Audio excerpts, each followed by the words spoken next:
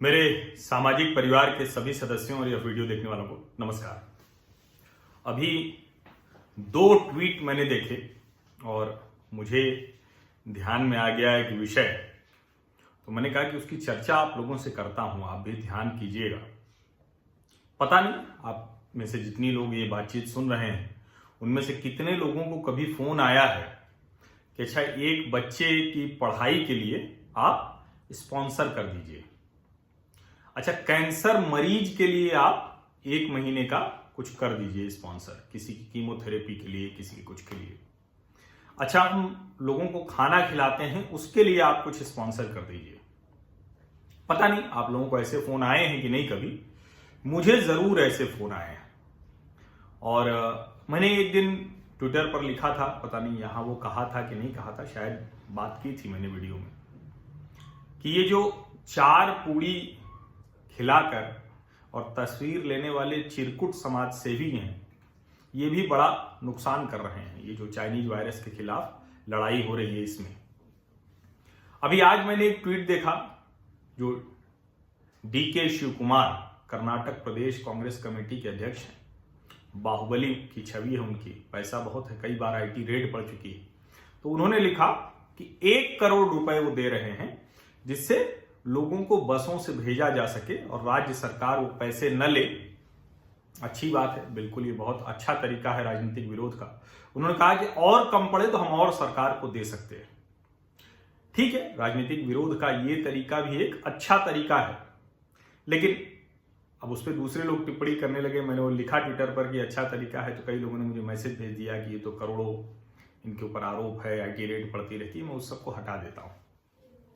लेकिन क्या कर्नाटक की कांग्रेस पार्टी या देश के किसी राज्य की कांग्रेस पार्टी उस शहर के जो औद्योगिक इलाके थे या ऐसी जगहें थी जहां मजदूर रहते थे, श्रमिक रहते थे, उनके भोजन, राशन और रहने के इंतजाम की चिंता करने की कोई खबर आपको पूरे देश में दिखाई दी, सुनाई दी क्या? फिर एक खबर, एक ट्वीट और मैंने देखा। मशहूर शायर हैं मुनव्वर राना, उन्होंने लिखा कि क्या 130 करोड़ लोगों में से 10 लोग भी अपना मोबाइल नहीं बेच सकते कि जो भूख से मर रहे हैं लोग उनको खाना खिलाया जा सके? अगर ऐसा नहीं तो हम काहे कि हिंदू, काहे कि मुसलमान? अब जब इस तरह से उन्होंने लिखा तो समझिए अचानक उस पर मोह हो गया होगा, एकदम सबको लग रहा हो कि अरे वाह, मुनव्वर साहब ने क्या बात कह दी। लेकिन कितनी जाहिलपने की बात है कि 10 लोग मोबाइल क्यों बेचें, और वो मोबाइल बेच के जो खाना खिलाएगा किसी को, वो क्या किसी को खाना खिलाएगा? सक्षम आप होंगे तभी आप किसी की मदद कर पाएंगे। कई बार मैं कहता हूं कि पहले स्वार्थी बनिए फिर परमार्थ का सोचिए। स्वार्थी अच्छे बनेंगे तो अच्छे परमार्थी भी हो जाएंगे। ये सब बात मैं कर क्यों रहा हूं?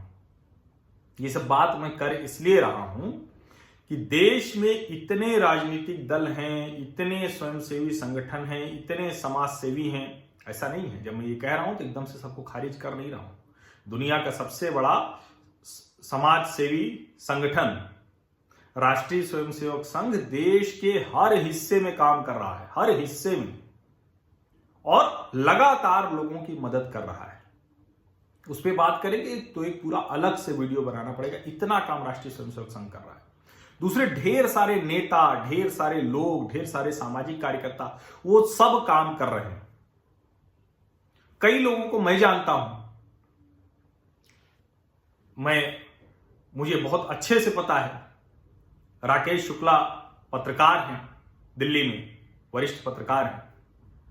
मुझे भी सौभाग्य मिला उनके जरिए कुछ एक लोगों की मदद करने का, लेकिन वो विषय नहीं है। विषय ये है कि ये न हम न वो न कोई भी कोई रजिस्टर्ड एनजीओ तो है नहीं। हमने कहीं समाज सेवा के लिए पंजीकरण नहीं कराया। लेकिन जो ऐसे लोग हैं शायद वो मदद कर रहे हैं। आज नोएडा अथॉरिटी ने डाला कि रोटी बैंक एक चल रहा है, अलग अलग सोसाइटी की महिलाएं अपने से बना के रोटियां दे देती हैं। ये ढेर सारे ऐसे निस्वार्थ भाव से चल रहे समाज सेवा के काम चल रहे हैं, लेकिन एनजीओ कहां है? और जब मैं कह रहा हूं एनजीओ कहां है तो इसका मतलब ये नहीं कि कोई एनजीओ काम नहीं कर रहा है। ढेर सारे एनजीओ काम कर रहे हैं, ढेर सारे लोग काम कर रहे हैं। मनीष मुंदड़ा जैसे जो कड़वी हवा और मसान जैसी फिल्मों के, न्यूटन जैसी फिल्मों के निर्माता हैं, उन्होंने तो देश भर में वेंटिलेटर, बेड, पता नहीं क्या क्या वो भेज रहे हैं, मदद कर रहे हैं। लेकिन जो 2015 का आंकड़ा है, और वो भी तब आया आंकड़ा जब विदेशी फंडिंग वाले एनजीओ पर सरकार ने लगाम लगा दी, foreign contribution regulation act FCRA पर थोड़ी सी लगाम लगाई, तब पता चला, उस वक्त की जानकारी है ये, कि देश में करीब 32-34 लाख एनजीओ काम करते हैं। हो सकता है वो संख्या अभी 30 लाख रह गई हो, एग्जैक्ट एक्यूरेट उसकी मुझे नहीं ऐसा कोई आंकड़ा मिला, मैं खोज रहा था। हो सकता है कि बढ़ के 40 लाख हो गई हो। लेकिन सवाल यह है कि 130 करोड़ की आबादी के देश में अगर 30 लाख 40 लाख एनजीओ काम कर रहे हैं, तो वो कहां काम कर रहे हैं, क्या काम कर रहे हैं? क्या एक एनजीओ कुछ लोगों को भी खाना पानी देने की स्थिति में नहीं है? क्योंकि मोटा मोटा अगर देखा जाए तो जो जबरदस्त नीड में लोग हैं, जरूरत जिनको है, वो है कितने? 30 से 35 करोड़ लोग, जिनको मुश्किल है, जो कहीं प्रवासी हैं, जिनके पास खाना नहीं है, और लोगों के पास खाने की दिक्कत नहीं है, खाने रहने भर का जुगाड़ है। तो वो जो 30, 35, 40 करोड़ मान लेते हैं, उन लोगों की मदद के लिए क्या ये 30 से 40 लाख एनजीओ कुछ नहीं कर पा रहे? और मैं उस आंकड़े को देख रहा था, तो यहां अस्पताल से ज्यादा प्रति व्यक्ति एनजीओ हैं भारत में। एक शहरी जो कहें कि शहर के लिहाज से देखें तो 1000 शहरियों पर 4 एनजीओ है, और 1000 गांव वालों पर 2.3 यानी 2.5 के आसपास समझ लीजिए। यानी अगर ऐसे देखें तो 250 जो शहरी हैं उसमें एक एनजीओ तैनात है, और पुलिस वाला 700 शहरियों पे। स्कूल से 2 गुने एनजीओ हैं भारत में। हालांकि ये सारे आंकड़े मैं 2015 के बता रहा हूं, कुछ थोड़े बहुत बदलाव हो सकते हैं, क्योंकि लेटेस्ट मुझे मिला नहीं, मैं बहुत कोशिश की मैंने। 59% ग्रामीण इलाकों में काम कर रहे हैं, और गांवों की दशा दिशा फिर भी नहीं बदल रही है। 41% सोशल सर्विस कर रहे हैं, समाज सेवा कर रहे हैं, फिर भी क्या स्थिति आप देख रहे हैं। 1% पर्यावरण की चिंता में व्यस्त हैं। और इन सब के बावजूद ये सब अपने आप को सिविल सोसाइटी कहते हैं, सिविल राइट्स एक्टिविस्ट कहते हैं, तो क्या एनजीओ का बड़ा हिस्सा सिर्फ एक्टिविस्ट बनने में लगा रह गया? They don't want to do anything, they just want to create chaos only. क्या हो रहा है? ये जो 30 से 40 लाख के बीच में कहीं भी एनजीओ का जो आंकड़ा है, जो खुद को समाज सेवी संगठन कहते हैं, इनकी भारत के निर्माण में, भारत के बुरे समय में क्या भूमिका है, अब वो मैं आपको बताता हूं। अच्छा, एक और रोचक आंकड़ा बता दूं कि ये जितने एनजीओ हैं, इनका 10% भी नहीं था जो 2015 में अपना फाइनेंशियल स्टेटमेंट पूरी तरह से देता था। केरल में तो कमाल है, जितने भी एनजीओ थे कोई नहीं देता था, क्योंकि उस राज्य में एनजीओ को फाइनेंशियल स्टेटमेंट जमा करने की बाध्यता ही नहीं थी। अब कई बड़े बदलाव हुए हैं, दुनिया भर से दबाव आ रहा है कि बड़ी मुसीबत हो गई। क्यों? वही FCRA का चक्कर, जो विदेशी फंडिंग है। अभी मैं गलगोटियाज यूनिवर्सिटी के इंटरनेशनल वर्चुअल समिट में था उनके स्टूडेंट्स के साथ, तो मैं था तो road map and challenges due to pandemic, इस विषय पर मुझे बोलना था। खासकर मैं जो इकोनॉमिक पर्सपेक्टिव से बात कर रहा था, खास करके दुनिया में क्या हो रहा है, हम कहां खड़े हैं, मैं उसको बता रहा था।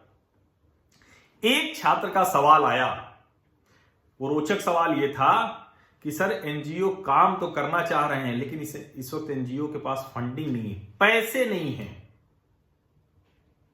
अब ये सुनते हुए लगता है कि अरे कैसा देश है, यहां समाज सेवा कोई करने जा रहा है, उसको पैसे देने वाले नहीं।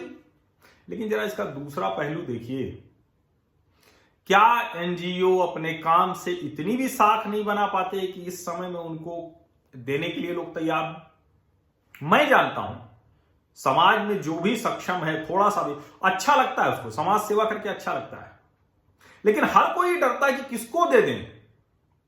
हमारी सोसाइटी में साल में 2 बार गूंज एनजीओ की तरफ से कैंप लगता है, और मैं खुद अपने घर के जितने कपड़े होते हैं, किताबें होती है, जो कुछ होता है, वो पुराना जो भी थोड़ा इस्तेमाल वो सब उठा के दे देता हूं।